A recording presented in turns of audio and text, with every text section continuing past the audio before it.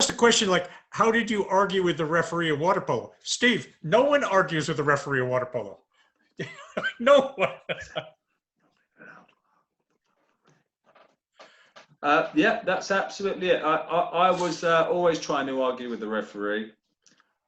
Sometimes maybe he's made a wrong decision, and I'd be going, "No way, that's not a foul." You know, he punched me. So the referee would just go out. Yeah, exactly. So you're on mute. You're on mute, Steve. Yeah. So yeah, you think, all right, there's no point arguing with the referee. Keep it zipped. That's it. Did both of you kick out of offense and defense? Okay. Well, I've said, he said my preference was forward, bit of mid, but yeah, you know, we had to kind of take turns. I think my main strength on that was defense and blocking the guys who, Drivers, guys at the front. Yeah, so I'd be like right behind them, but I was quite good on the wings too, you know. So I suppose. Yeah, it's just constant change. You're in the middle, you're over there. It's a flowing thing. And then when you're playing against another deaf team, they're communicating by sign language. Do you see what they're saying and move into position to? Well, yeah, a little bit, because the sign languages, you've got to bear in mind that Irish Sign Language compared to, say, German Sign Language is different. It's not universal. So there will be the same as spoken languages. You know, you know, if you don't know a foreign language, you've got no clue what they're talking about. So I think with sign language, if they're coming out with some new tactic, you know, and you're trying to follow what they're talking about, it's not easy. You still can't quite get what we're doing. So, yeah, they couldn't catch I couldn't catch what they were trying to say. So there's no advantage in it. And Ned knows well. We've had a history of water polo players going into open water swimming, from the second man who did the English Channel. What were some of the things that you learned from water polo that teamwork, obviously, but what were some things in water polo that helped you in the marathon swims?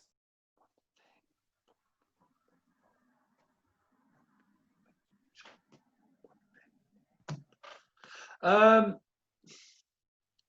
I think, like I said earlier about the Cape Clear Island swim, I was very lucky because I had this terrible cramp, this like a pulled muscle.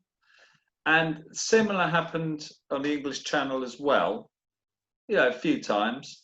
So I think I kind of adjusted my swimming technique. So I kind of switched back to water polo style for a bit, because I couldn't really use my legs properly. So, you know, in terms of buoyancy and in the water, I was having to kind of compensate with my arms to keep going forward. So I think that was one takeaway, that technique from water polo helped me through that bad patch. And also, I think in terms of mental discipline, I think, you know, the training for water polo can be pretty tough. You know, it's very physical and you're competing against other people, but there's a mental aspect to kind of like, you can't give up. You've got to go for it. So I think that was another advantage in terms of, well, you've done it in this field, you can transfer that mentality into your channel swim, and that was another useful takeaway. Yeah, and another thing that Ned and I have learned from other marathon swimmers and channel swimmers is that sometimes you're swimming and you get frustrated, and the swimmer says something to their crew. It could be they're in anger, they're in frustration, and then later they put their head down and they work it out. in your case, the only person you can express frustration to is Paul. Does that make your lack of ability to communicate with the boat to swim easier or harder, or what do you think? From a deaf perspective, which is different to a hearing perspective, hearing point of view, the English Channel swim, obviously, you're saying it was the big long S shape, the huge S, and that the arc of it was pretty close to France, and I could see the crew signing away, talking. I think I could see from about 8 meters away that they're talking about something, signing away. And they looked like they were worried. It looked like they signed worried. And we thought, well, is it the current? Is something going to happen with the current? So I could half see what they're talking about. And I'm looking over, and they seem to be worried. And I was emotionally drained anyway. I was mentally drained anyway. So I started to become really negative because they didn't realize I could see what they're talking about. So I said, look, hang on, guys, what's wrong? And the crew Graham said, no, you're okay. It's absolutely fine. He said he didn't have to sign it or shout at me. So he didn't have to shout. He could just say, oh, no, you're fine. I said, well, what's wrong? Have I got to swim faster? And they said, no, you're fine.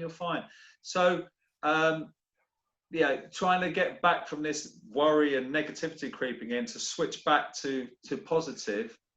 So, just me eavesdropping on what they're saying visually, so I think if you're hearing and it's different, there'll be shouting going on, and it just felt different. It can be dangerous, like you're saying about seeing what the water polo guys are saying. Same sort of thing, getting the wrong end of the stick. So they were having a discussion about who ate the last 2 biscuits. Biscuits. Exactly, that's the kind of thing. Yeah. One point that's been said.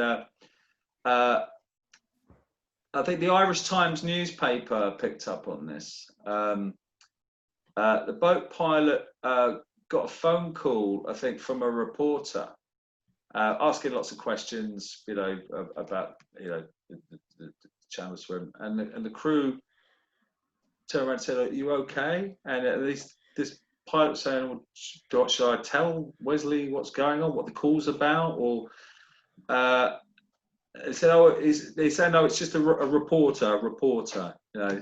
The Irish Times reporter is interviewing the boat pilot about your swim.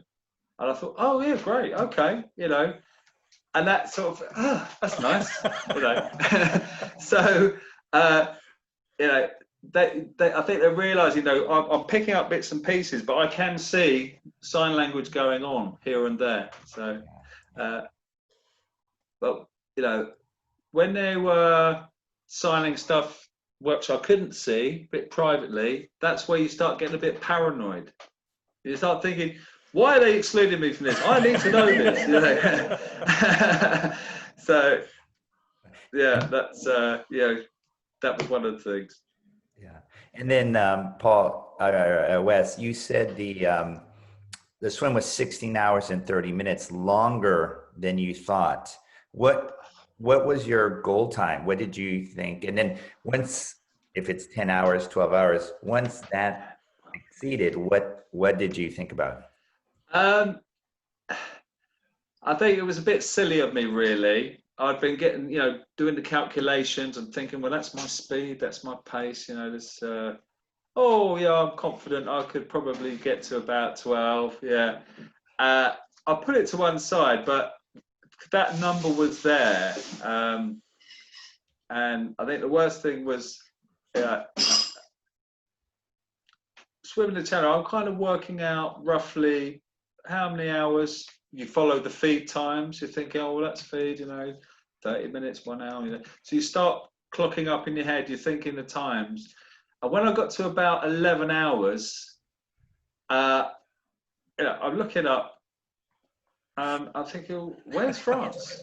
Where's France? There's this sort of flat expanse of horizon, and couldn't see France at all. So that was a big confidence right down. It was quite upsetting, but I think, thank God. I thought, well, the maths kicked in. Oh well, I might have a few more hours, and I've got the energy. Am I going to have enough to get through this? But it was a big mistake. You should never try and set a kind of how many hours it might take. How do I know? You don't know what the currents and the sea is going to do to it. So no one knows. And I think that's one thing. Having a target, having an aim for hours is not necessarily helpful. But in the end, over 16 hours of bloody hell, but it was worth it in the end. And so, all I could think is I got to France, I got there, that's all I needed to know. Got it. Thank you very much. I love this conversation, and you're very inspirational. And guys, open water swimming. Enjoyed it too. Open water swimming is very opening for disabled swimmers. We have other problems, but I forgot to mention we had Susan on the other day, who's got a physical issue as well. And as Steve said, you're inspiring. Steve, we've had several deaf swimmers follow Wes to Cork, and they've all been delightful. The problem is when the conditions change at the very last minute and I need to adjust the briefing. It's hard. Yeah. It's hard. Yeah. Yeah, exactly. Definitely. But that's the right thing to do. Last minute stuff, hitches can happen to anyone. On the day, you think, oh, I'm all set. I'm going to be swimming on Wednesday. Then they say, oh no, you've got to do it on Monday, the Monday before. So you can't. Last minute changes happening during training is good preparation for the real deal. So I think that's part of the preparation. You've got to be open-minded, expect the unexpected. Anything can happen. The weather can change like that. So, or you could feel ill. You might be a bit sick, So it's a huge challenge, but, no harm done. Thank you very much. That was great.